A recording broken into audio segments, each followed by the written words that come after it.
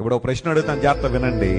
మనిషిని పాపము నుండి విడుదల చేయడానికి ఈ లోకానికి వచ్చిన దేవుడు పాపి అయి గనక ఉండుంటే మన పాపములు ఆయన ఏం చేయలేడు, విడుదల చేయలేడు, ఎప్పుడు విడుదల చేయలేడు.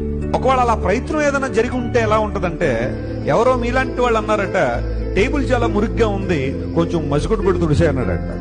కాబట్టి టేబుల్ ఎలా ఉంది, మురికిగా ఉంది. తుడిచే ఆ క్లాత్ ఎలా ఉంది, మురికిగా ఉంది. ఇప్పుడు ఇది అది కలిపి రాస్తే ఏమైంది, దీని మురికి దానికి, దాని మురికి. మనిషి మీద ఉన్న మలినాన్ని తొడవడానికి చాలా మసిగొడ్డలు వచ్చాయి లోకానికి. ఎంత చూస్తే చాలా చాలా చాలా పాపాలు వారిలోనే కనబడ్డాయి. ఒక్క మాదిరి కూడా వారిలో లేదు. దేవుడని పిలవబడ్డం ఈజీయే కావచ్చేమో, గాని దేవుని లక్షణాలు కలిగి ఉండడం చాలా కష్టమే. యేసు ప్రభు ఈ లోకంలోకి వచ్చి నాలో పాపం ఉన్నదని మీలో ఎవరైనా స్థాపించగలరని ప్రశ్నిస్తే ఆ ప్రశ్నకి ఇప్పటిదాకా సమాధానం లేదు, ఇకపై కూడా రాదు. ఎందుకంటే నా దేవుడు పరమ పవిత్రుడు.